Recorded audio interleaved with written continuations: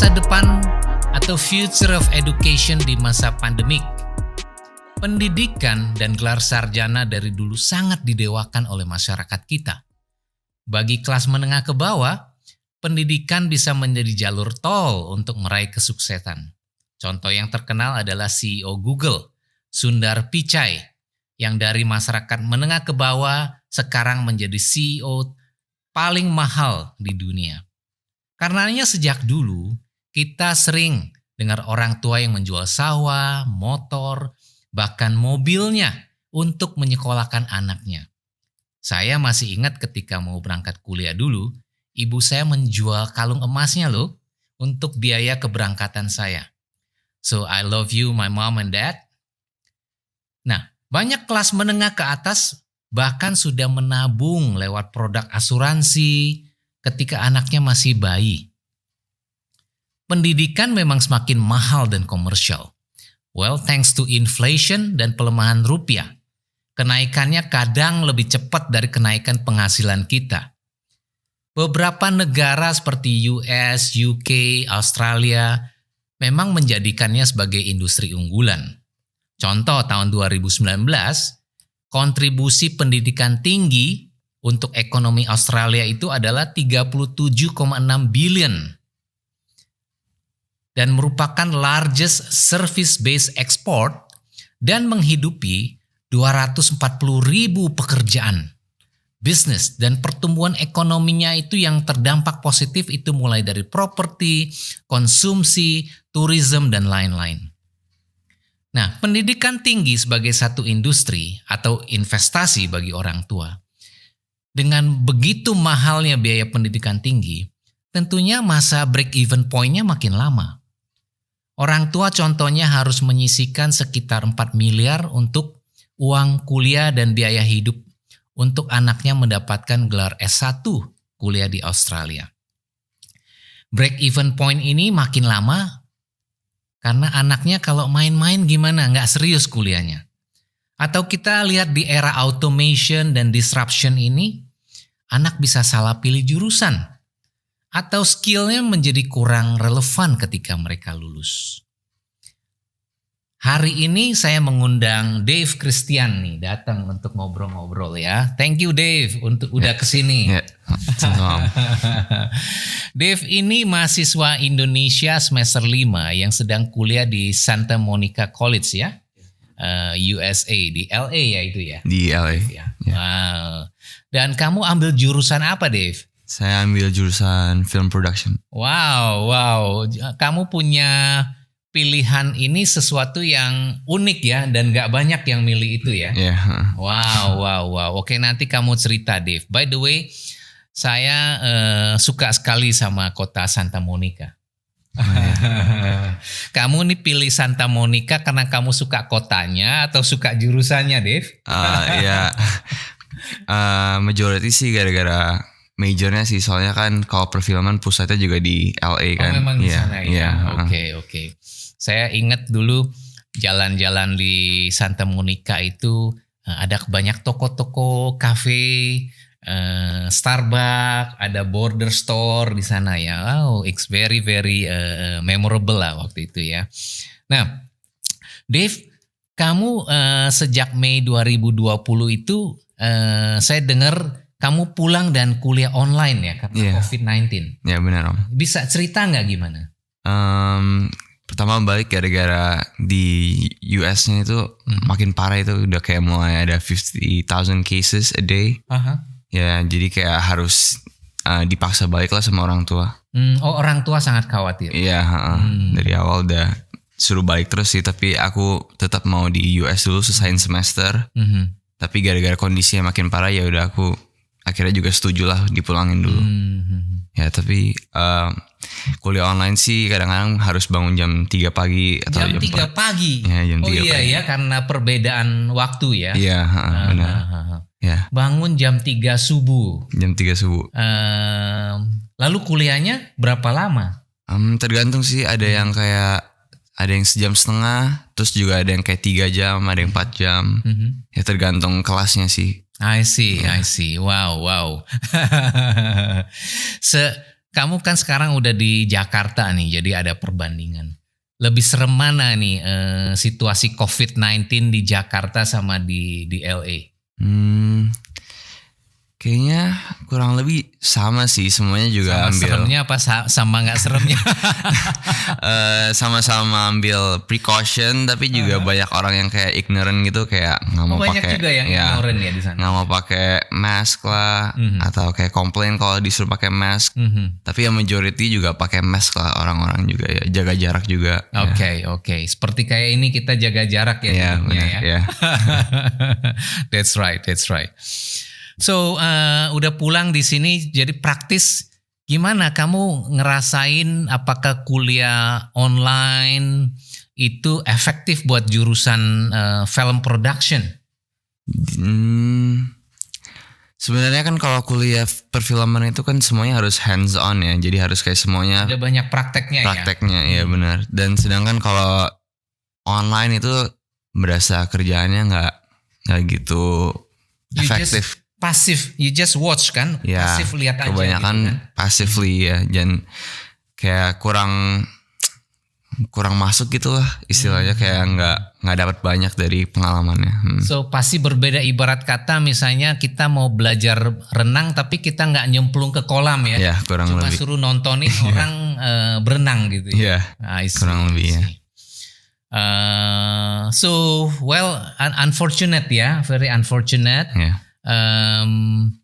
Dan apa namanya, kamu sebagai anak muda, saya yakin juga banyak teman-teman kamu, kalian merasa pesimis nggak? Atau how do you feel nih generasinya kalian nih, giliran aku mau kuliah kok pandemik begini ya gitu? Ya,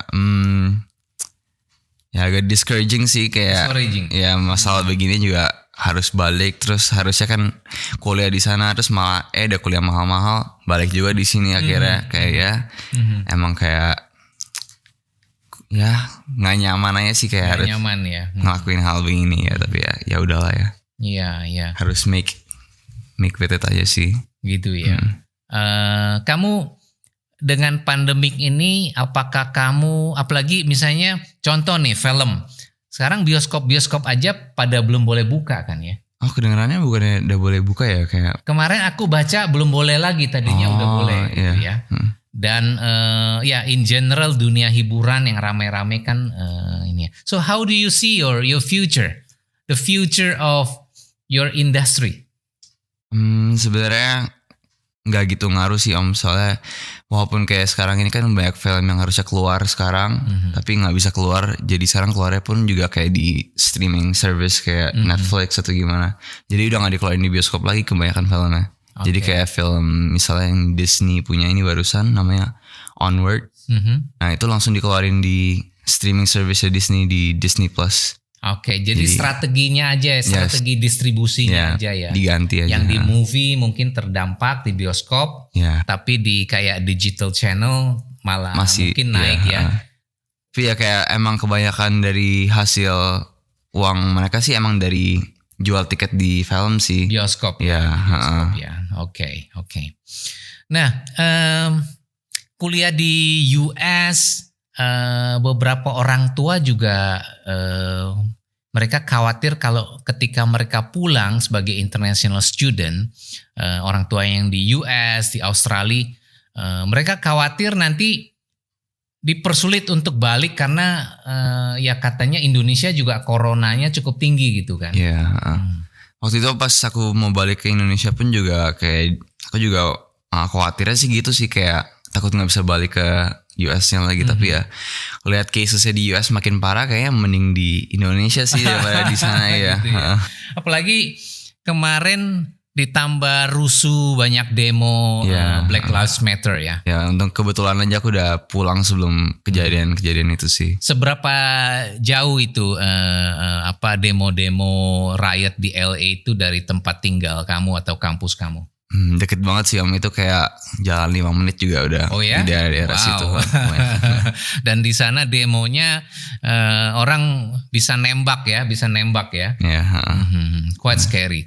Ya, serem. So Kamu ngikutin nggak ketegangan geopolitik ini, US, Australia dengan China gitu ya? Kadang-kadang politikus juga komen-komennya cukup memprovokasi rakyatnya gitu ya. Misalnya sentimen terhadap orang Asia. Kamu ngikutin nggak? Tahu dasarnya aja sih, nggak sampai mendalami, tapi kayak yang ngerti lah, kayak beberapa orang-orang yang dari Aussie atau dari US itu kayak kadang-kadang bisa treat Asians differently gitu lah. Oh, kamu ngerasain kah? Ya sempat ngerasain sih, tapi ini sebelum the whole COVID thing sih. Jadi kayak before that aku sama temen aku cuma lagi jalan-jalan aja berdua nih di jalan, lagi ngobrol. Terus tiba-tiba disamperin sama orang ini, tapi orang putih gitu. Yeah. Dia kayak tiba-tiba kayak marah-marah gitu, kayak mulai cursing gitu, kayak nanyain kenapa lu senyum-senyum gitu. Padahal kayak kita cuman ngobrol aja nih berdua, nggak ganggu dia. Nah terus tiba-tiba dia kayak mulai manggil kita N-word lah apa, terus kayak mulai ngajak ribut.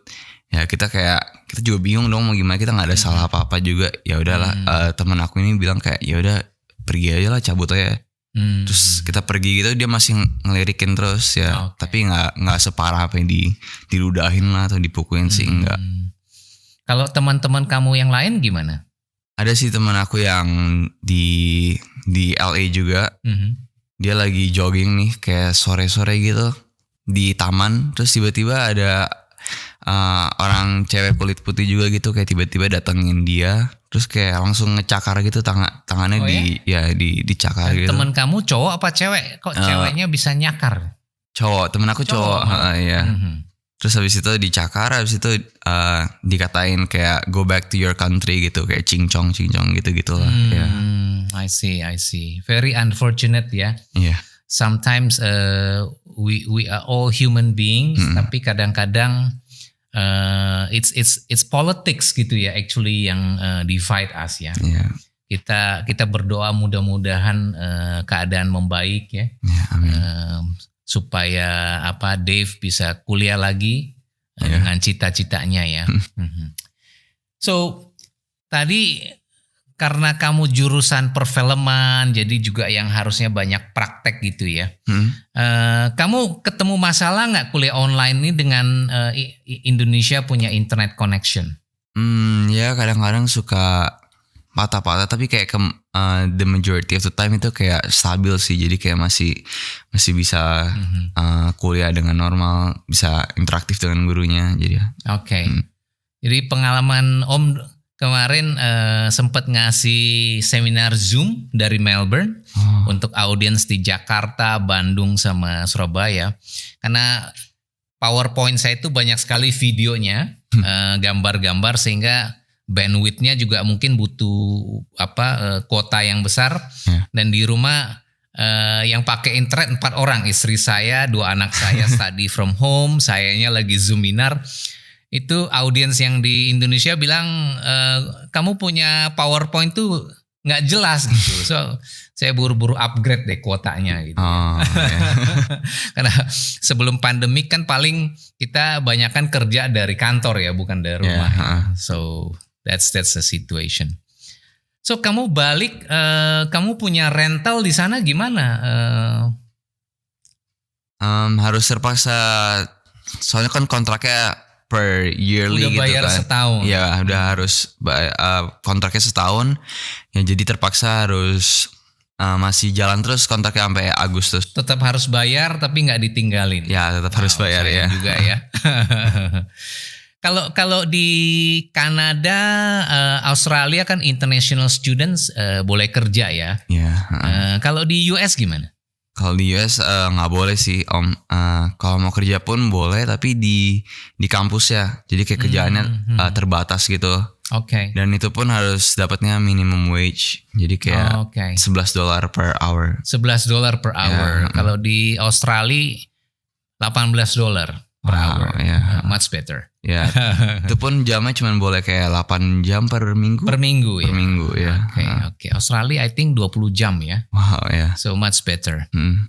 Well, Om cuma bisa komen begini. Kalau kalau despite the fact di US lagi ada situasi yang gak kondusif, sometimes ada bully, be strong. Karena kita masuk ke bisnis, ke dunia kerja, sometimes juga ada competition. Sometimes being new, orang juga bully kita. So that's life, kita hadapin aja. Don't quit, don't give up. Kayak seperti dulu saya masuk kuliah, mahasiswa masih baru, saya badannya dulu masih krempeng, tapi senior yang badannya mau bully saya, ya kan? Tapi saya bilang, kok senior badannya gede, beraninya keroyokan, ya kan? Coba sama saya yang krempeng 1 lawan 1. Jadi has to be in our mindset. Jadi kemanapun kita pergi, mau itu di US atau hanya kuliah di Indonesia, kalau ada bully, we face it. Kita harus punya strong mind. Ya Dave ya, tetap semangat ya. Makasih Om.